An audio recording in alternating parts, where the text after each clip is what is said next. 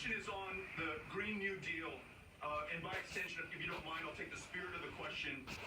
We face catastrophe and crisis on this planet. Even if we were to stop emitting carbon today, right now, at this moment, we know that the storms that we saw in Texas, Harvey, which dumped the landfall record amount of rain on the United States of America as long as we've been keeping records, that claimed the lives of too many of our fellow Americans, flooded people literally out of their homes and businesses. Storms like Harvey are only going to become more frequent and more severe and more devastating, and ultimately they'll compromise the ability to live in a city like Houston, Texas. The droughts that we experienced in the panhandle of Texas, 5 years straight. And then we got a little bit of rain, and then we went back into droughts again. Those same scientists say those droughts will become more profound, more severe. At a town hall like this, I remember a young woman came in with her 2 children.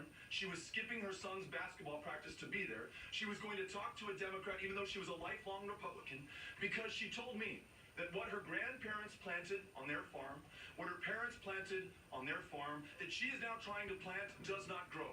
She said climate change, Beto, is not something that we have to prepare for. It is something that is here. Let us all be well aware that life is going to be a lot tougher for the generations that follow us, no matter what we do. It is only a matter of degrees. And along this current trajectory, there will be people who can no longer live in the cities that they call home today. There is food grown in this country that will no longer prosper in these soils. There's going to be massive migration of tens or hundreds of millions of people from countries that are literally uninhabitable or underwater, that are above the sea right now. This is our final chance. The scientists are absolutely unanimous on this, that we have no more than 12 years to take incredibly bold action on this crisis. My gratitude then for the young people who have stepped up to offer such a bold proposal to meet such a grave challenge.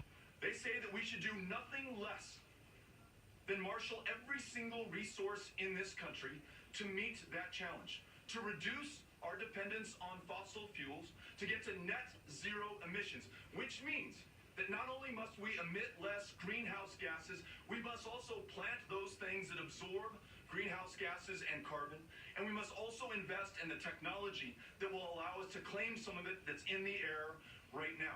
Can we make it? I don't know. It's up to every single one of us. Do you want to make it? Because your kids, my kids, Ulysses, who in 2050 is going to be just about my age, it's going to be looking back on this moment in 2019 in Keokuk, and every moment thereafter to judge what we did or what we failed to do. Because his kids, be thinking about all of us.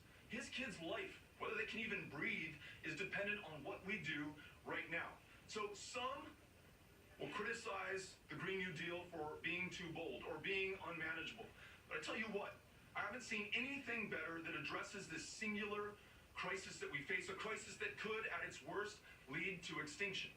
So that the Green New Deal does that it ties it to the economy and acknowledges that all of these things are interconnected, that also recognizes that some communities have borne the brunt of pollution more than others right now. The asthma deaths that we have in the United States of America concentrated in some neighborhoods, some people more than others.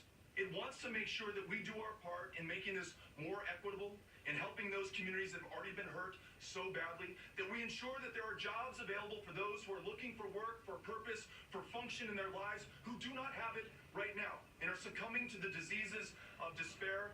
And in so doing, make sure that the world's greatest superpower, its greatest democracy, its greatest economy, brings everything that we have to this unique challenge. Literally, not to be melodramatic, but literally the future of the world depends on us right now here where we are. So yes, let's find a way to do this.